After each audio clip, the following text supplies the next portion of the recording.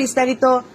মাদকের ভয়াল থাবা থেকে যুব সমাজকে দূরে রাখতে ক্রিয়াই শক্তি ক্রিয়াই বল, মাদক ছেড়ে খেলতে চল, এই স্লোগানকে সামনে রেখে দিনাজপুরের নবাবগঞ্জে আরাফাত রহমান কোকো স্মৃতি ফুটবল টুর্নামেন্টের শুভ উদ্বোধন করা হয়েছে।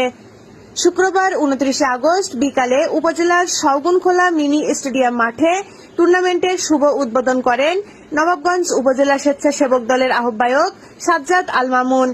শহীদ রাষ্ট্রপতি জিয়াউর রহমান ও সাবেক প্রধানমন্ত্রী ও বিএনপির চেয়ারপারসন বেগম খালেদা জিয়ার কনিষ্ঠ পুত্র প্রয়াত আরাফাত রহমান কোকোর স্মরণে ইউনিয়ন পর্যায়ে ফুটবল টুর্নামেন্ট আয়োজন করছে ৩ নম্বর গোলাপগঞ্জ ইউনিয়ন ছাত্রদল। এই প্রতিযোগিতায় নবাবগঞ্জ, হিলি ও ঘোড়াঘাট সহ মোট ৮টি দল অংশ নিচ্ছে বলে জানান আয়োজক নবাবগঞ্জ উপজেলা ছাত্র দলের সদস্য মোহাম্মদ কামাল হোসেন।